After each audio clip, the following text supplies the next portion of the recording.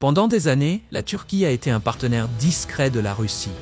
Les échanges commerciaux étaient florissants, les liens se renforçaient. Mais cette époque est révolue. Comment un allié de l'OTAN, autrefois dépendant du gaz russe, est-il devenu un fournisseur d'armes secret pour l'Ukraine? Et pourquoi la Turquie, ce même pays qui avait acheté des missiles russes, ferme-t-elle aujourd'hui la mer Noire aux navires de guerre de Poutine? Les réponses sont complexes et troublantes. Ces décisions pourraient bien influencer l'issue de la guerre en Ukraine. Certaines décisions, la Turquie espère que le monde ne les remarque presque pas.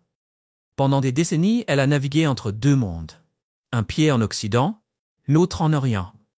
Depuis 1952, l'OTAN garantissait sa sécurité, tandis que la Russie demeurait son principal fournisseur d'énergie et un partenaire stratégique bien que peu fiable. L'OTAN offrait une protection militaire, mettant la Turquie à l'abri de rivaux historiques, comme la Grèce, ou de menaces potentielles venant d'Iran ou de Syrie. Pendant ce temps, l'énergie russe faisait tourner l'économie turque. En 2023, la Russie fournissait encore près de 40% du gaz naturel turc. Une baisse par rapport aux plus de 50% de la décennie précédente, mais suffisant pour maintenir l'influence de Moscou.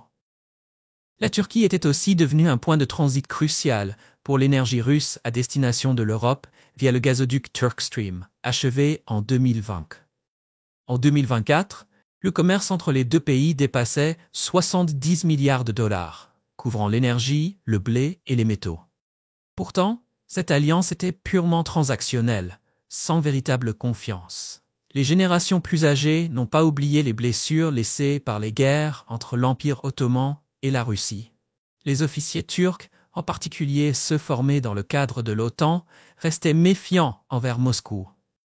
Le général retraité Mehmet Yeltsin, qui a servi durant la guerre froide, l'a dit sans détour: « La Russie peut vous sourire aujourd'hui, mais demain, elle visera votre gorge. » Cette leçon n'a jamais été oubliée.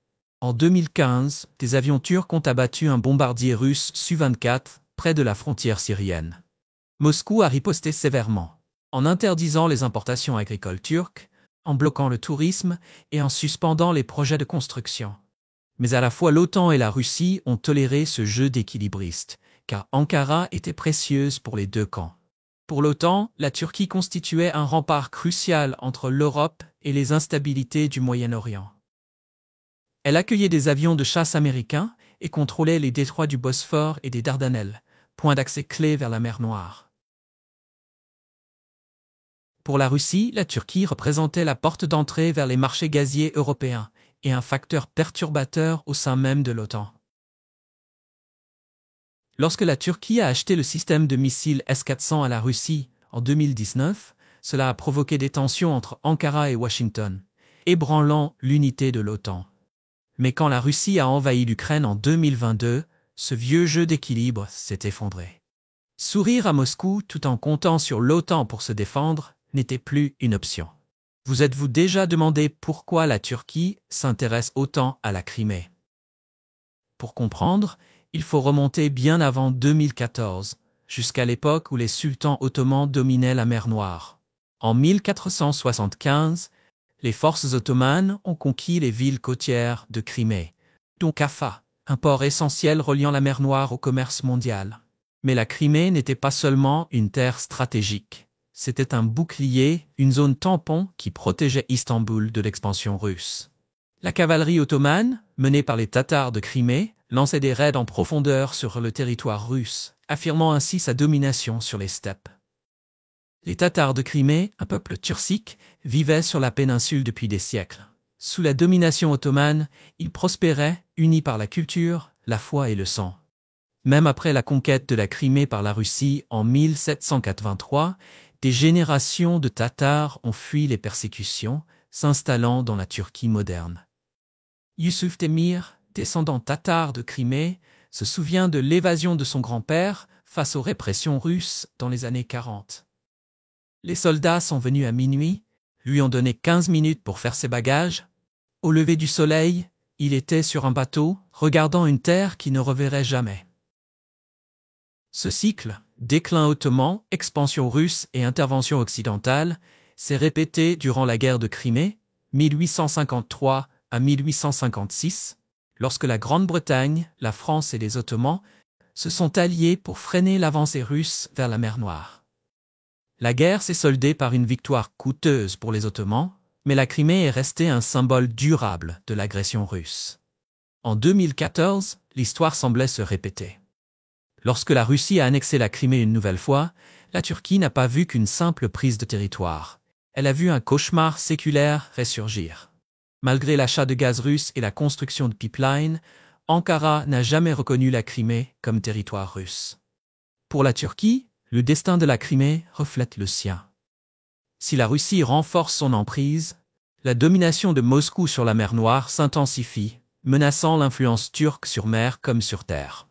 Mais si l'Ukraine reprend la Crimée, la Turquie gagnera un voisin plus fort, pro-occidental, ouvrant la voie à des liens sécuritaires turco-ukrainiens plus profonds en mer Noire.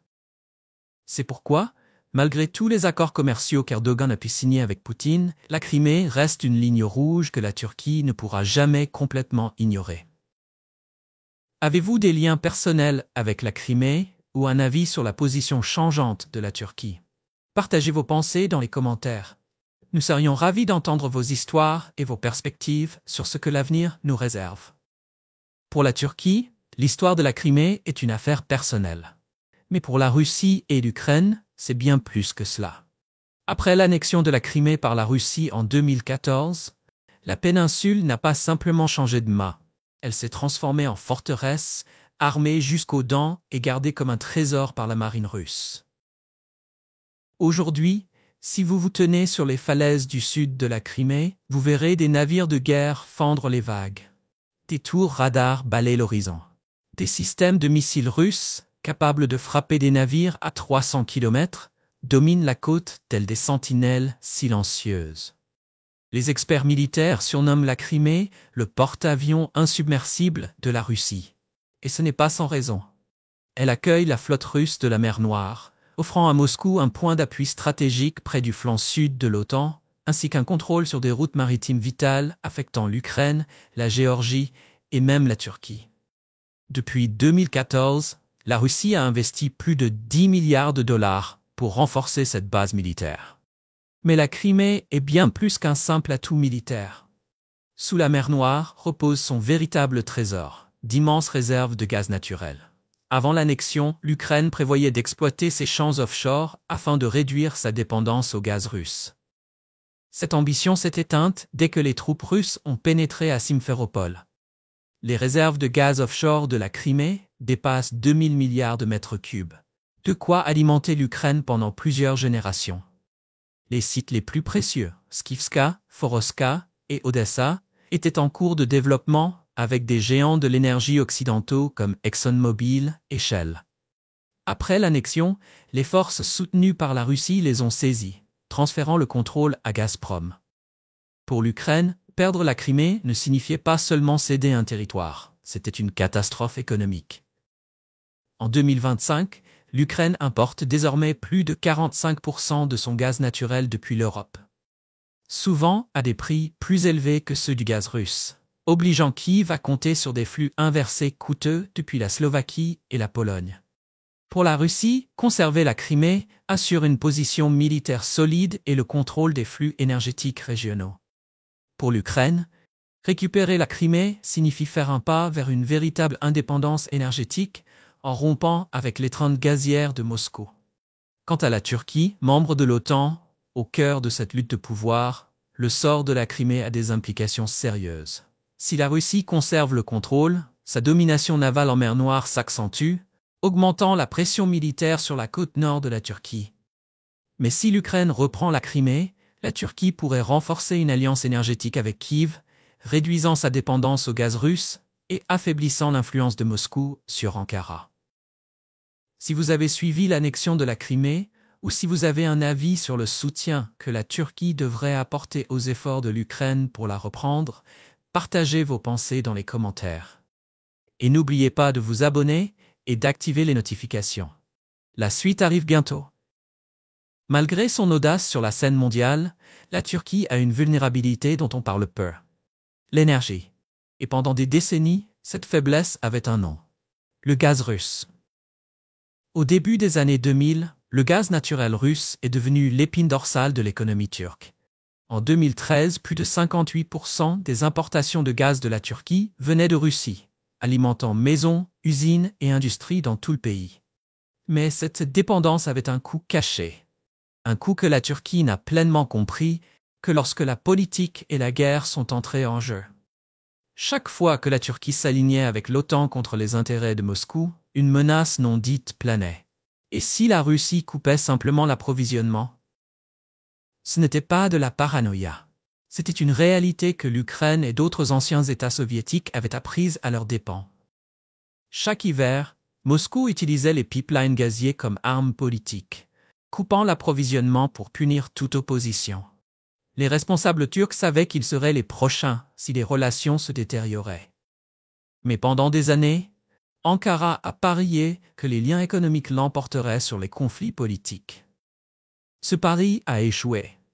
Le 24 novembre 2015, un avion de chasse russe Su-24 a pénétré dans l'espace aérien turc près de la frontière syrienne. Des F-16 turcs l'ont intercepté et abattu. En quelques heures, les images de l'épave faisaient le tour du monde. La Russie a riposté là où cela faisait le plus mal, l'économie turque. Les touristes russes ont été priés de rester chez eux. Les importations agricoles ont été interdites du jour au lendemain. Les projets de construction russes liés à des entreprises turques ont été suspendus. Mais la menace la plus inquiétante, les responsables russes ont laissé entendre que le gaz pourrait être le prochain. À l'époque, la Turquie dépendait de la Russie pour plus de la moitié de son gaz, via deux pipelines clés, Blue Stream et la ligne Ouest.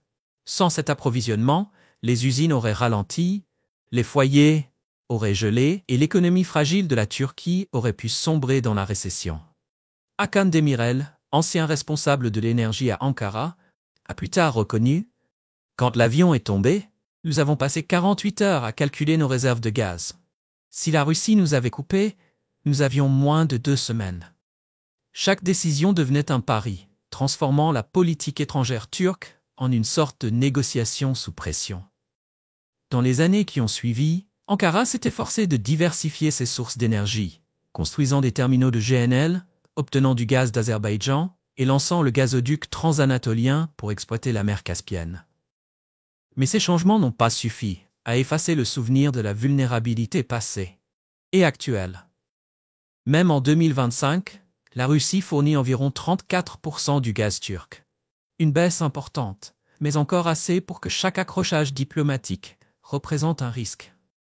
Et avec la guerre en Ukraine qui continue, l'équilibre que la Turquie doit maintenir entre l'OTAN et la Russie est plus délicat que jamais. La Turquie pourra-t-elle un jour se libérer totalement de l'emprise énergétique russe? C'est le prochain chapitre de cette histoire. Restez avec nous. Vous ne voudrez pas manquer la suite. Après 2015, lorsque la Turquie a abattu un Su-24 russe, une vérité brutale s'est imposée. Dépendre du gaz russe pour plus de la moitié de son approvisionnement n'était pas une stratégie, mais un piège.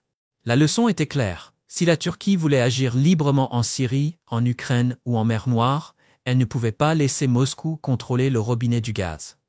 Première étape, se tourner vers un vieil allié, l'Azerbaïdjan. Nation turcique elle aussi, l'Azerbaïdjan cherchait depuis longtemps à exporter davantage de gaz vers l'Europe, en contournant la Russie et l'Iran. La Turquie était le partenaire de transit idéal, reliant les champs d'énergie de la mer Caspienne aux marchés européens. En 2018, le gazoduc transanatolien, TANAP, a commencé ses opérations, acheminant directement le gaz azerbaïdjanais à travers la Turquie.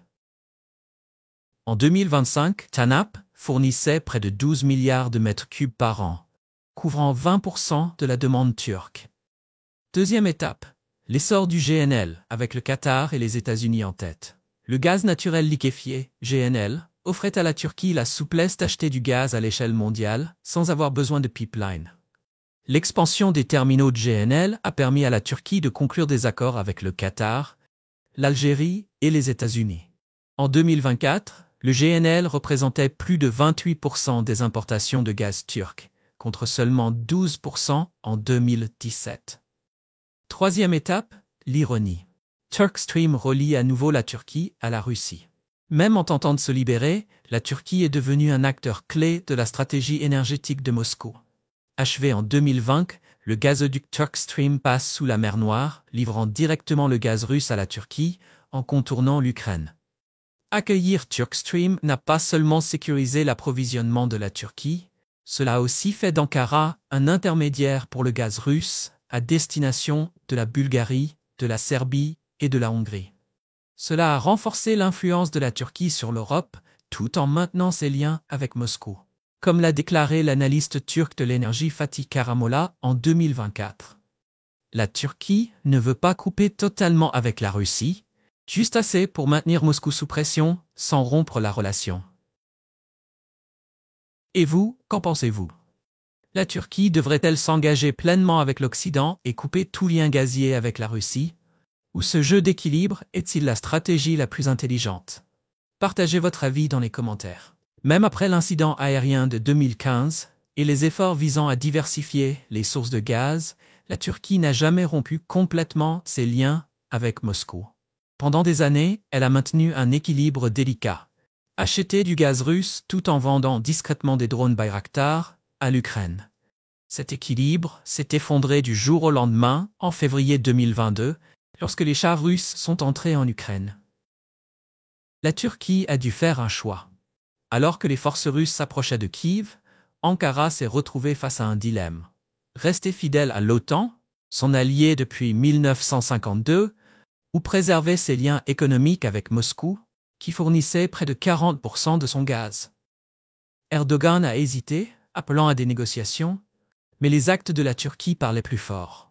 Des frappes de drones ukrainiens, propulsés par les Bayraktar TB2 fabriqués en Turquie, ont anéanti des convois russes, y compris la célèbre colonne de 64 km à l'extérieur de Kiev. Moscou a pris note. Mais l'impact de la Turquie ne s'est pas arrêté là. En vertu de la Convention de Montreux, elle contrôle le Bosphore et les Dardanelles, les passages stratégiques entre la mer Noire et la Méditerranée. Le 28 février 2022, soit seulement 4 jours après le début de la guerre, Erdogan a invoqué la Convention, fermant les détroits à tous les navires de guerre, y compris ceux de la Russie tentant de renforcer la Crimée et le sud de l'Ukraine.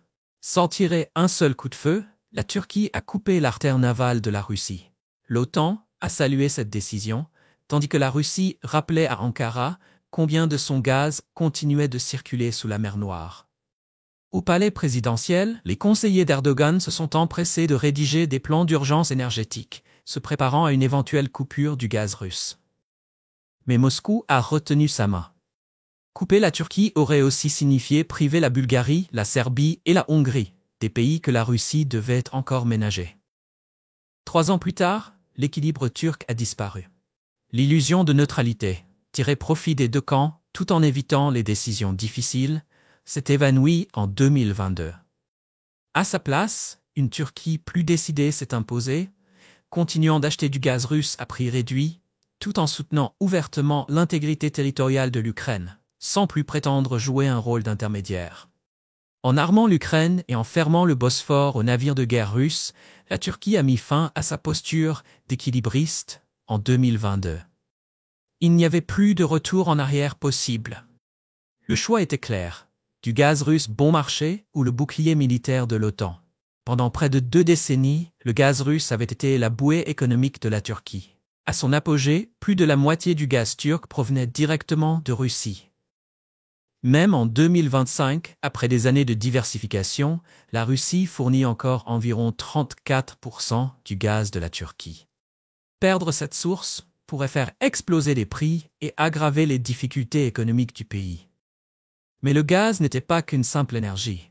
C'était aussi un levier. Moscou l'utilisait pour maintenir Ankara dans son orbite dès que celle-ci se rapprochait un peu trop de l'Occident.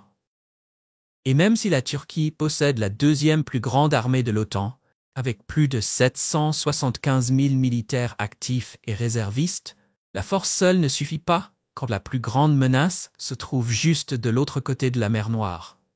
Sans les renseignements satellitaires, la défense antimissile et la dissuasion coordonnée de l'OTAN, la Turquie se retrouverait isolée face à la Russie ou à toute future menace en provenance d'Iran ou de Syrie. Après l'invasion de l'Ukraine par la Russie en 2022, les conseillers d'Erdogan ont esquissé deux scénarios. Conserver le gaz russe, mais s'éloigner de l'OTAN ou s'aligner pleinement sur l'OTAN, accepter les sanctions et supporter des coûts énergétiques plus élevés. Le choix d'Erdogan ne portait pas seulement sur l'argent ou les alliances, il s'agissait de la survie de la Turquie. Sans le gaz russe, la Turquie pouvait s'adapter. Sans l'OTAN, elle serait isolée, vulnérable à la lisière de l'Europe, face à une Russie enhardie par sa mémoire des conflits passés. Au final, Erdogan a choisi la sécurité plutôt que le gaz bon marché, soutenant les sanctions de l'OTAN, fermant les détroits et renforçant les liens militaires avec l'Ukraine. Mais la Turquie n'a pas totalement coupé le gaz russe. Au contraire, elle a inversé le rapport de force. Désormais, c'est la Russie qui a besoin de la Turquie pour atteindre l'Europe. En 2024, les pertes russes sur le champ de bataille dépassaient les 300 000 soldats. Et les sanctions avaient réduit de 45% les revenus énergétiques de la Russie. Pendant ce temps, l'OTAN s'élargissait, accueillant la Finlande et la Suède, doublant ainsi sa frontière avec la Russie. La Turquie n'a pas seulement survécu, elle a prospéré, consolidant sa place dans une OTAN plus forte, tout en gardant un levier sur les pipelines russes. C'était pas qu'une question de géopolitique, c'était une question de survie. Et pour la Turquie, cette stratégie a porté ses fruits. En 2025, le choix était évident. La sécurité offerte par l'OTAN valait plus que le gaz bon marché russe. Quant à la Russie, elle n'était plus la puissance qu'elle prétendait être. La guerre en Ukraine a révélé son armée comme un tigre de papier.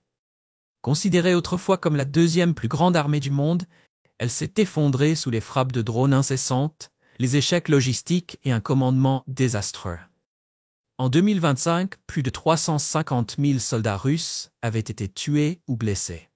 La Russie n'était plus une menace imminente. Elle était devenue un avertissement. Pour la Turquie, ce n'était pas seulement une humiliation pour Moscou, c'était une révélation. Si la Russie ne pouvait pas vaincre l'Ukraine, comment pourrait-elle jamais défier l'OTAN ? Le déclin de la Russie ne se limitait pas à l'Ukraine, il se jouait aussi dans le Caucase, aux portes même de la Turquie. En 2023, l'Arménie, plus ancien allié régional de la Russie, a été confrontée à une nouvelle offensive de l'Azerbaïdjan dans le Haut-Karabakh. Désespéré, Erevan a fait appel à Moscou, invoquant l'organisation du traité de sécurité collective, ce que certains appellent l'OTAN russe. Moscou n'a rien envoyé. Engluée en Ukraine, ses stocks épuisés, la Russie a abandonné l'Arménie.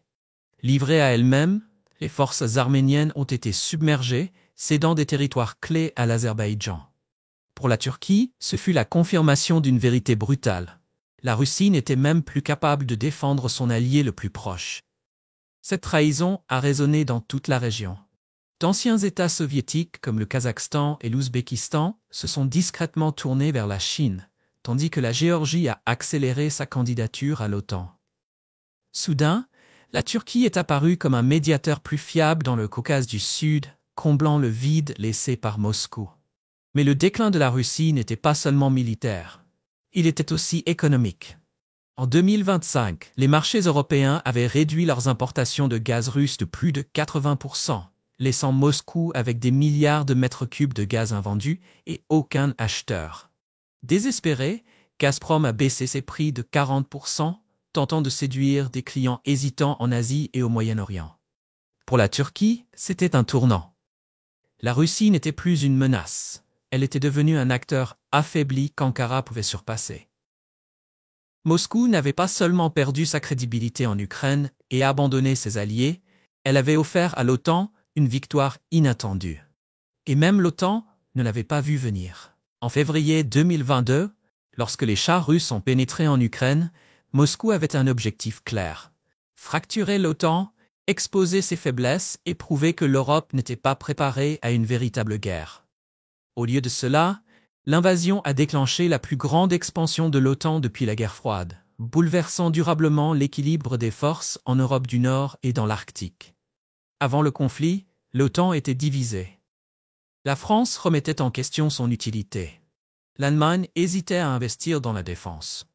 La Suède et la Finlande, deux pays clés du Nord, restaient neutres, préférant rester en dehors de toute alliance militaire. Poutine voyait là un signe de faiblesse. L'OTAN semblait distraite, peu disposée à se battre. Mais lorsque les missiles russes ont frappé Kiev, ses doutes se sont envolés du jour au lendemain. En avril 2023, la Finlande est devenue membre à part entière de l'OTAN, doublant instantanément la longueur de la frontière terrestre entre l'OTAN et la Russie.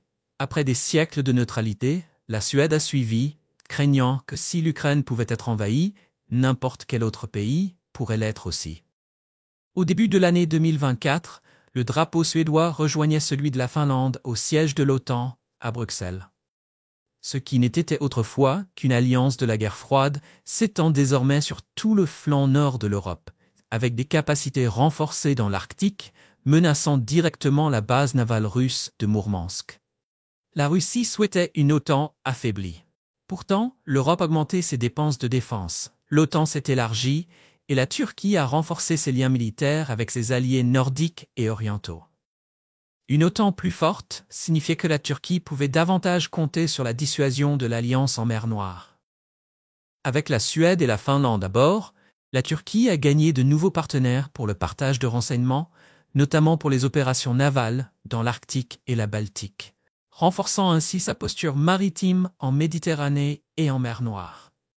Mais surtout, le renouveau de l'OTAN a donné un levier à la Turquie.